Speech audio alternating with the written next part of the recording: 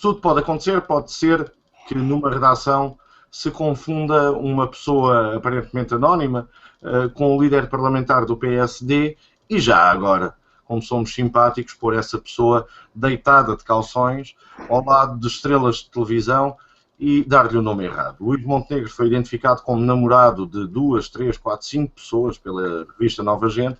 Até que ponto, Frederico Duarte Carvalho? É preciso ter cuidado até no jornalismo cor-de-rosa.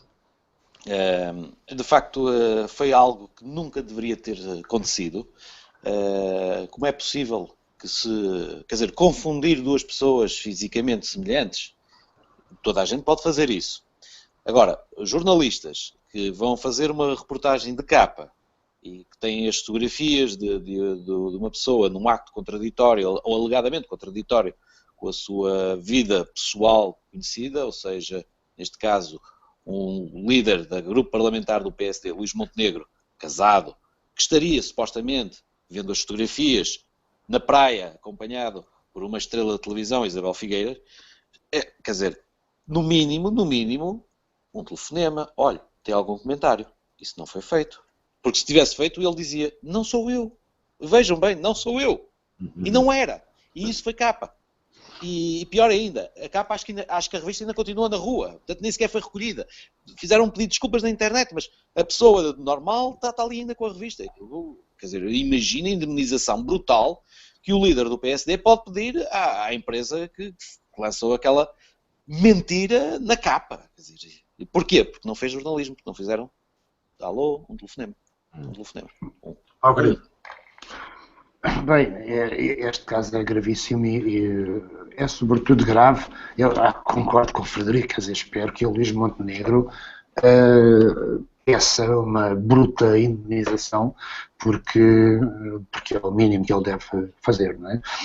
E também para ver se agita um bocadinho aqui, para ver se os jornais, se os médias, se os meios aqui acordam, porque, quer dizer, está bem, nós sabemos a crise e essas coisas todas, mas estão a levar longe demais este empobrecimento, este emagrecimento das redações. Portanto, as pessoas que trabalham lá, muitas delas são excelentes, eu não estou a discutir isso, não é isso que a mim me parece que seja o problema é que elas estão espremidas, estão a trabalhar horas demais, estão a trabalhar em condições em que há uma pressão imensa sobre elas, e não apenas nas redações de meios mais, enfim, mais populares, ou assim como é o caso, mas mesmo nas redações dos grandes jornais. Portanto, os jornalistas estão sujeitos a uma pressão, a uma exigência de produção, de produtividade, como eu nunca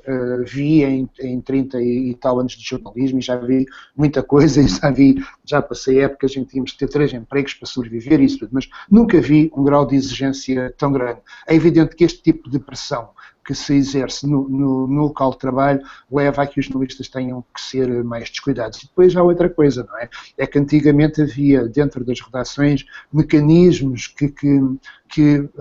portanto, que obviavam a este tipo de situações.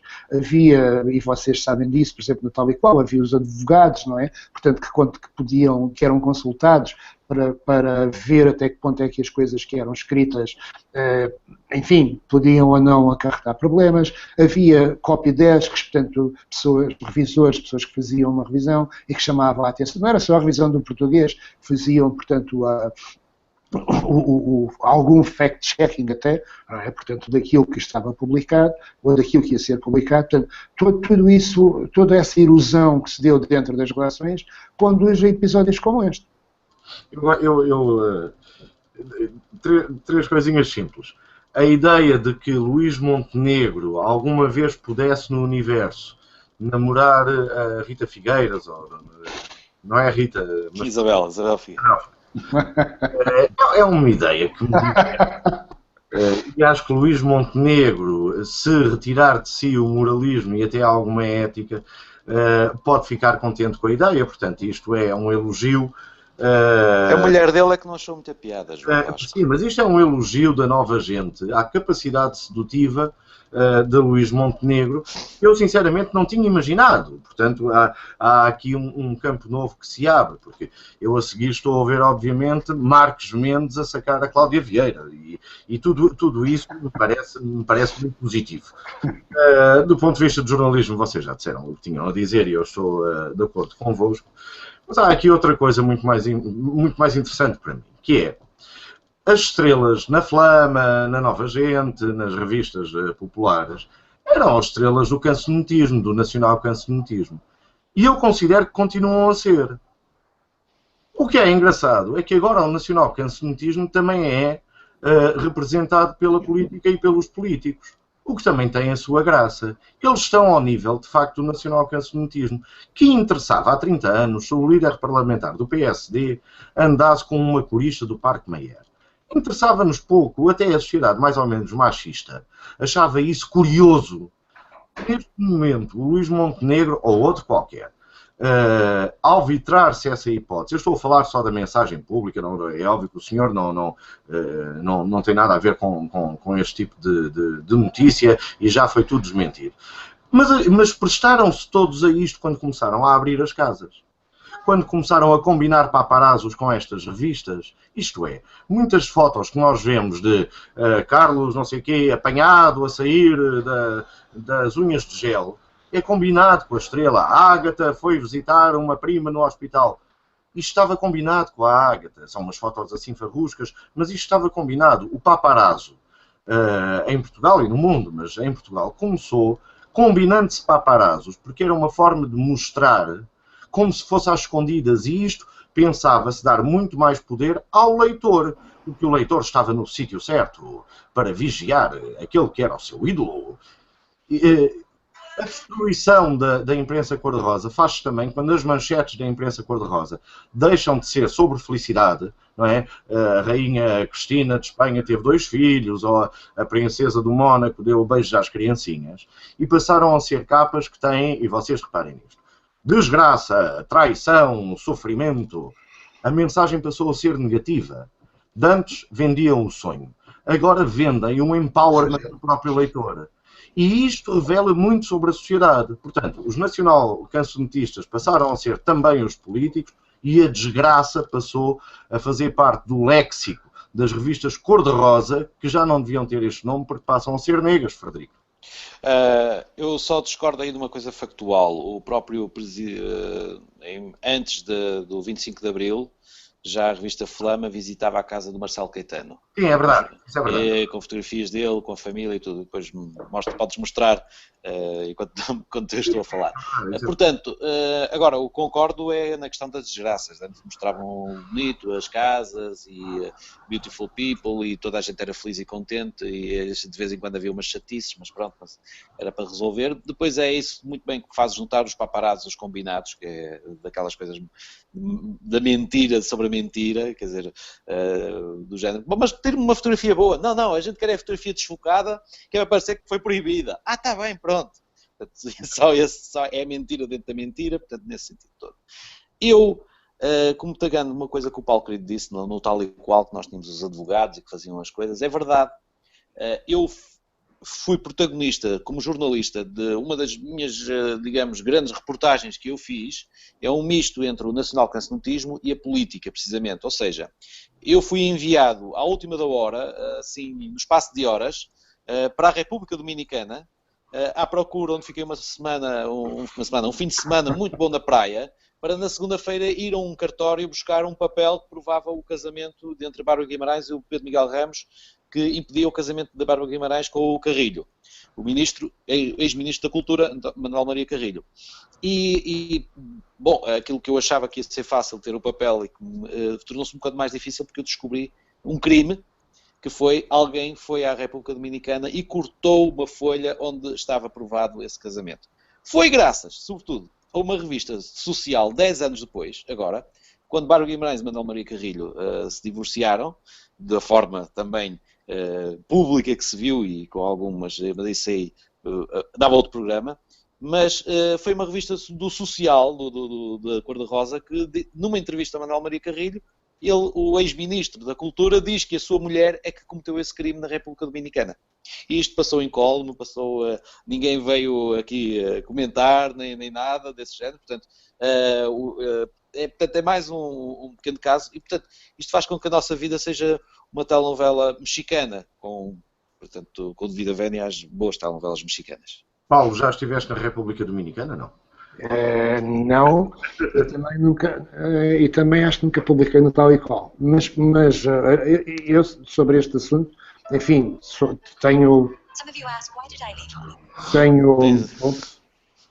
pouco mais do que as observações que já fiz, portanto vocês estão muito mais dentro do assunto, porque lidaram muito mais com este tipo de publicações. Eu pouco publiquei nas revistas ditas Cor-de-Rosa, mas... Espera aí, Paulo, deixa-me só uma coisa. Tu trabalhaste no Expresso, não foi? Trabalhei no Expresso. É que eu lembro-me, nessa altura foi o Expresso que publicou na revista as fotografias do casamento da Bárbara Guimarães e Manuel Maria Carrilho. Peço desculpa, tu não tens mesmo experiência nenhuma.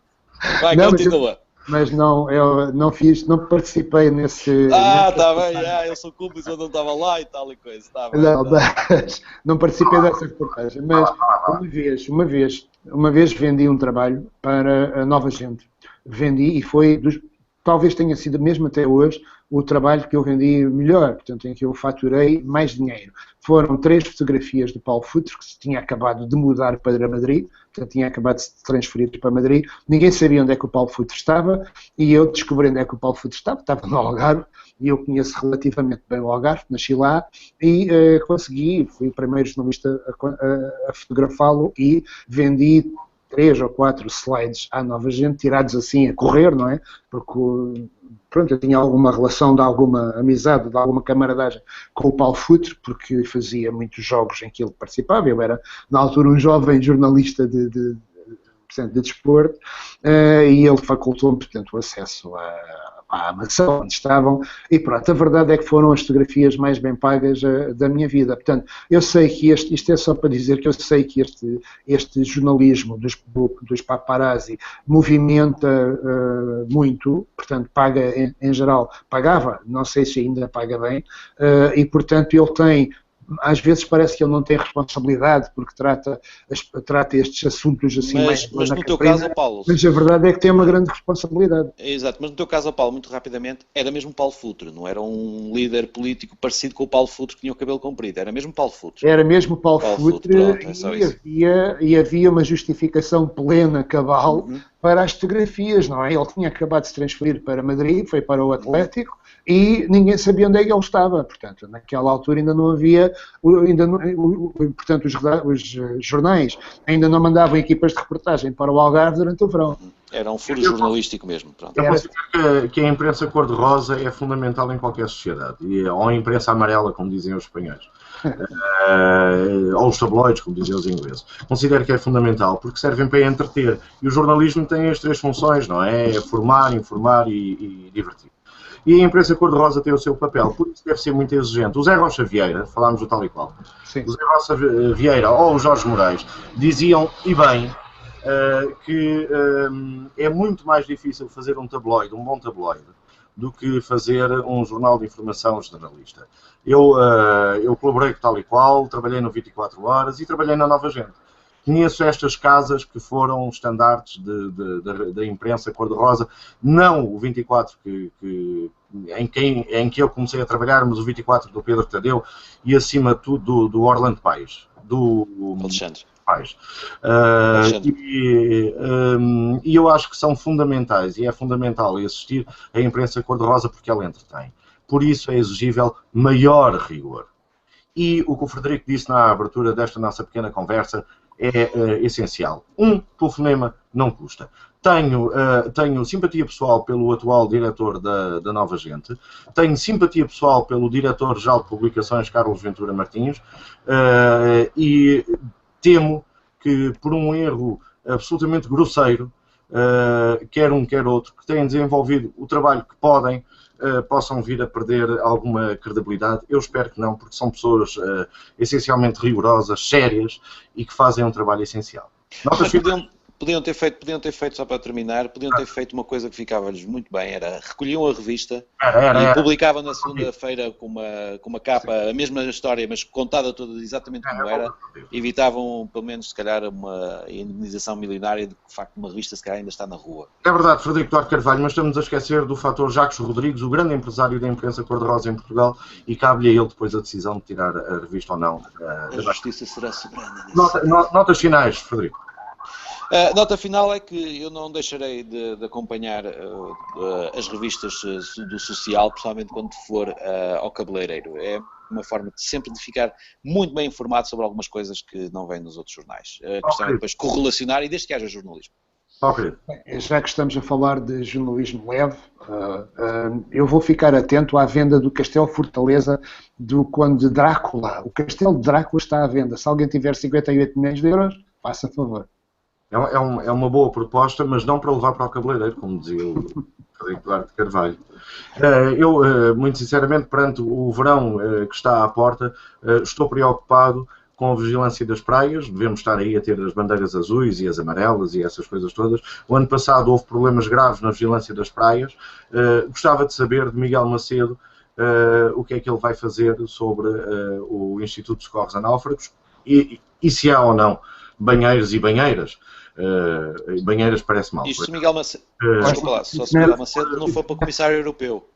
Mas Miguel Macedo, ele deve fazer com que eles não paguem os coletes ou uma coisa assim. Uma coisa assim. Portanto, estou preocupado com a vigilância das nossas praias, principalmente por causa das crianças e de alguns jovens que se aventuram no mar. Um abraço. Ei, prontos.